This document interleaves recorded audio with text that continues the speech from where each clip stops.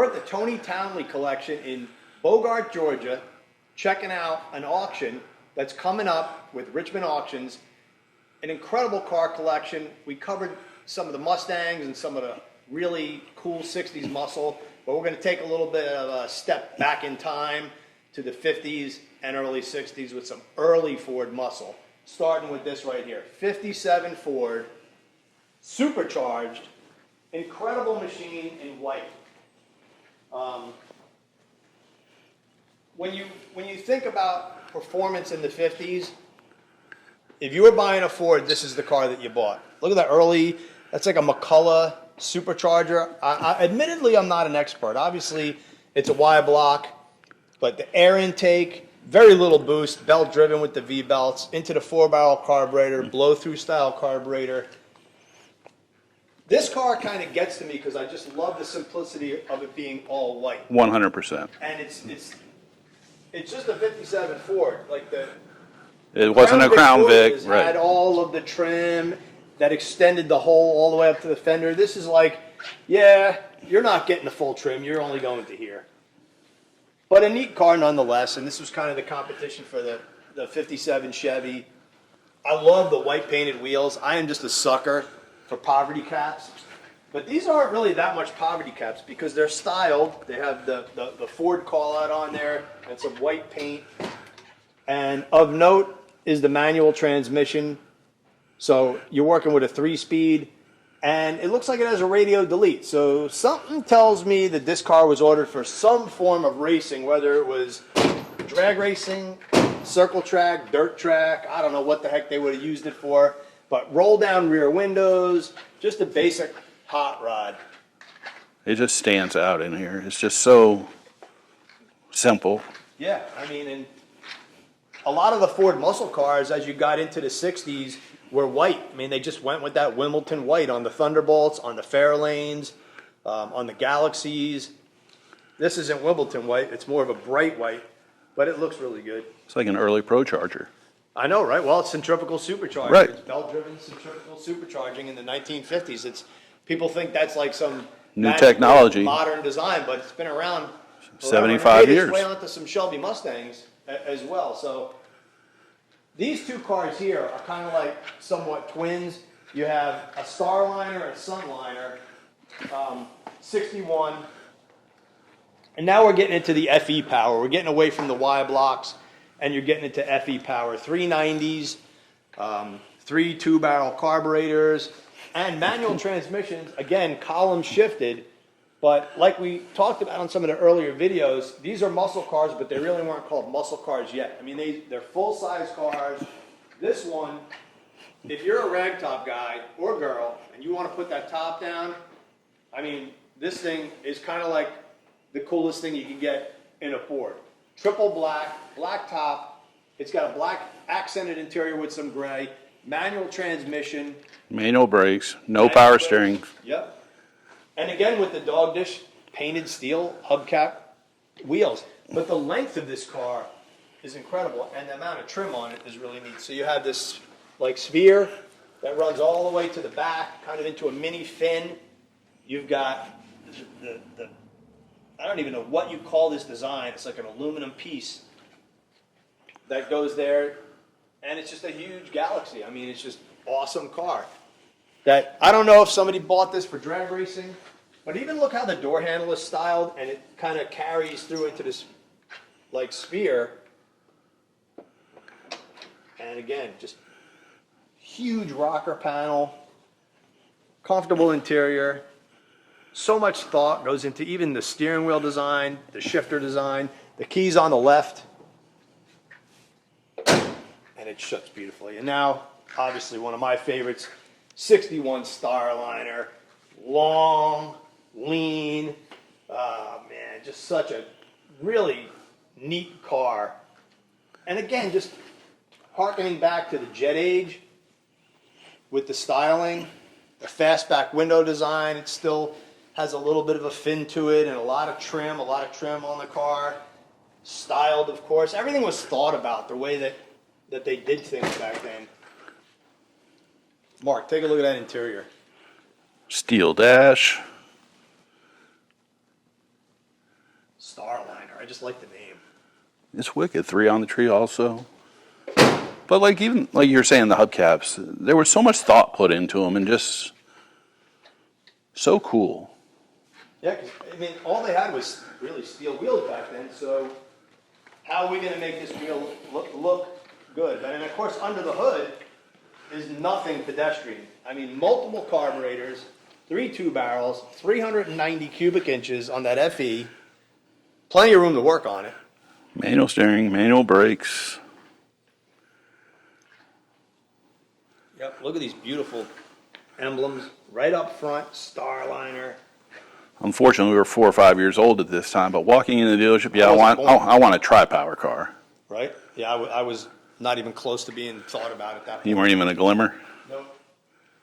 Now, I mean, back to the muscle car, pony car, 1970 Cougar Eliminator. I mean, just if you're a Mercury guy or gal, this car checks the boxes. It's got the bright color. It's got the 4-speed. The Eliminator package was really something special.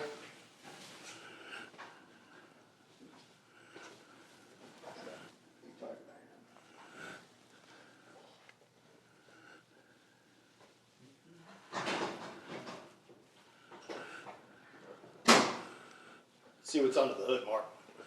Got the big snaggle tooth on the Cougar front end here, which is kind of cool. This one's a 302 Boss engine, which would be the same as a Boss 302 Mustang. So high winding, big valves, get after it, road course kind of Trans Am machine. Just a neat car. Extremely cool. The hidden headlights, just to clean it, hideaway. Yeah, just too cool. Yeah, very Kinda, cool. it kind of reminds me of like the shaver or razor, electric razor. Oh, okay, yeah. The amount of cars in this collection, here you go. 64 GTO convertible. This is kind of Wicked. You know, what's dubbed as the first muscle car. It kind of, even though to me, muscle cars existed long before 1964. I mean, just look at that Starliner, 390 manual trans. Tri-power. Yeah, tri-power. But for some reason, GTO, their marketing, John DeLorean, they just nailed it. I mean, they absolutely nailed the marketing. Servicemen were coming back from Vietnam, and they wanted something cool. They had money in the pocket. And Ronnie and the Daytonas wrote a song about it, man. Little GTO. This one's a 64. It's black. It's just beautiful with the white top and the white interior. The Hurst wheels. The Hurst wheels are sick. Oh, so cool. And see if it has that magical 3 deuces on the 389. Let's take a peek under here.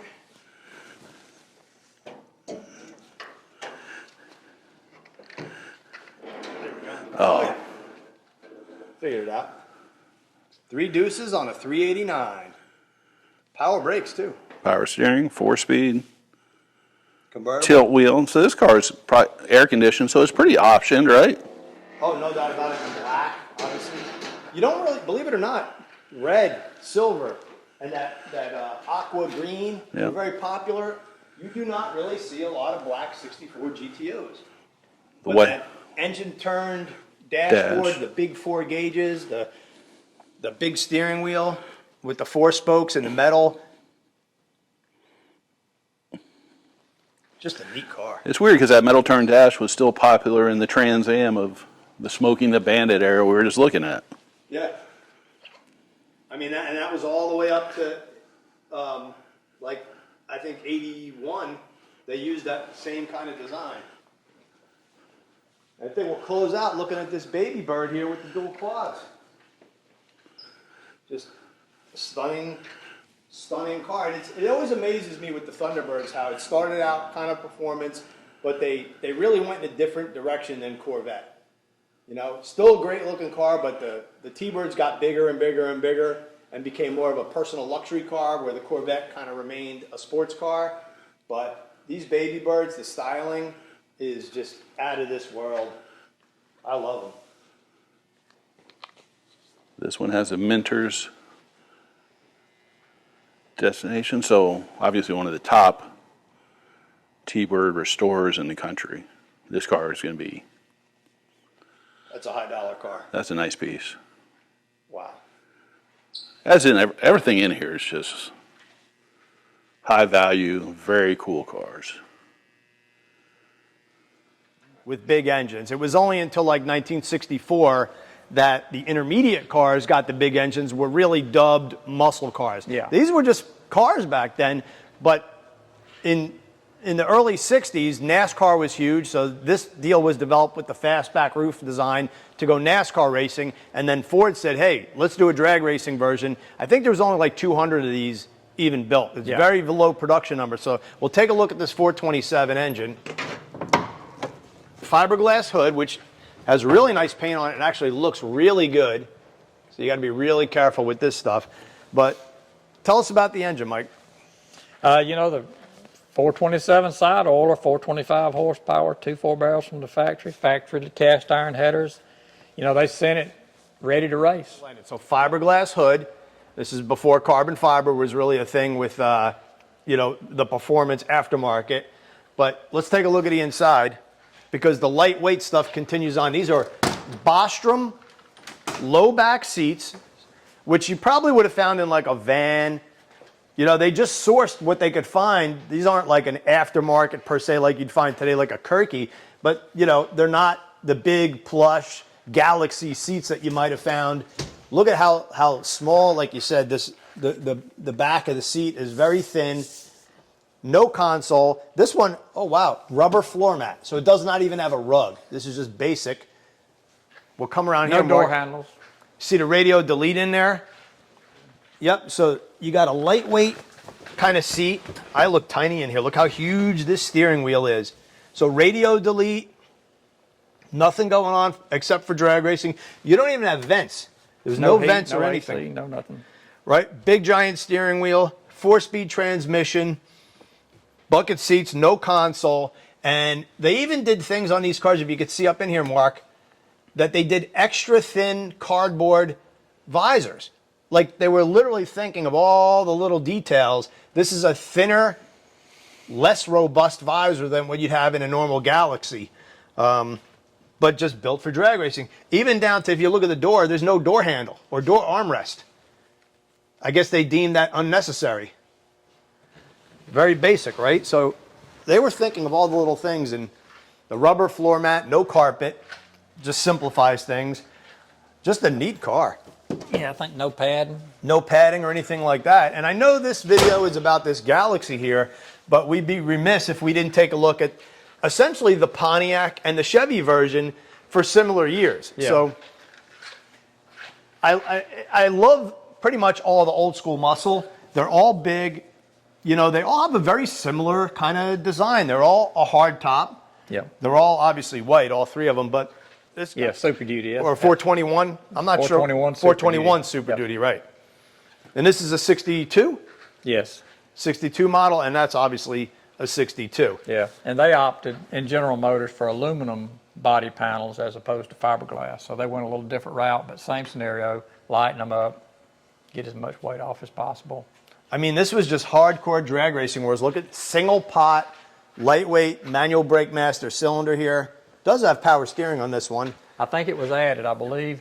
This is an original paint, original interior car. Is it really? And if I recall my research when we bought it, the original drag racer bought it.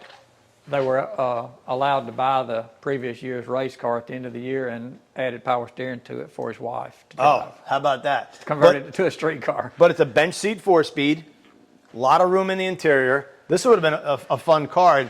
Of note on the Pontiacs is right here, Mark.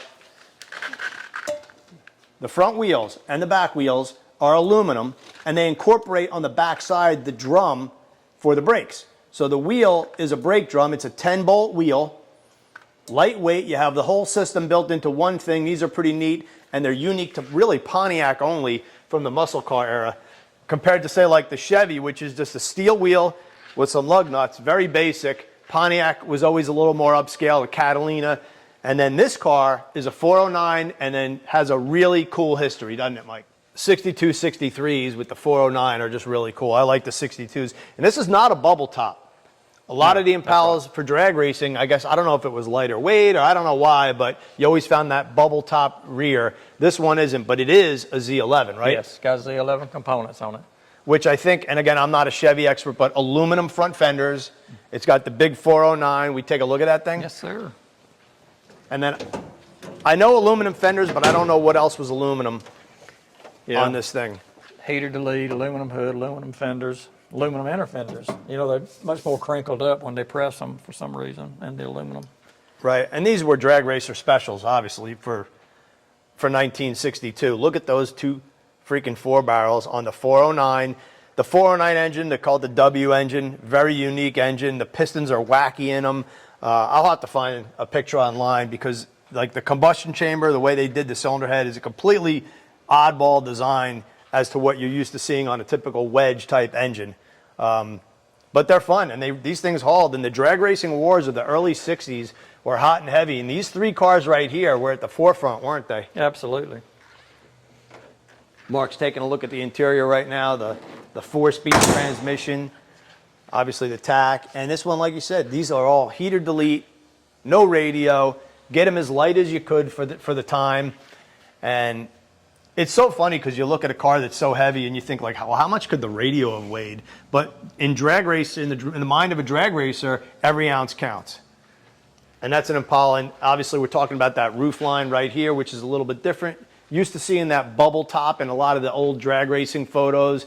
But just looking out over these 3 cars and you think about the drag racing history and the type of people who raced them and the type of people who drove them on the street. Absolutely. You know, and it's just really, really neat to see 3 kind of cars from the same era sitting next to each other. And they're all about the same size. They all have a similar silhouette.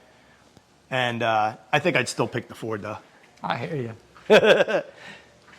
All right, man. So that's a look at more of the Tony Townley collection. Like you said, Richmond Auctions will be auctioning these cars off October 24th and 25th. You can go online. You can come here live. You can schedule an appointment and come see this collection, see all the signs. Let's take a look at the signs out here.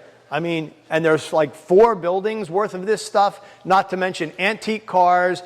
We saw old barber chairs, shop equipment from the post-war era, just all kinds of neat stuff that you can get your hands on. So have yourself a look, and as always, have yourself a great day, and thank you for watching the Rev and Evan channel.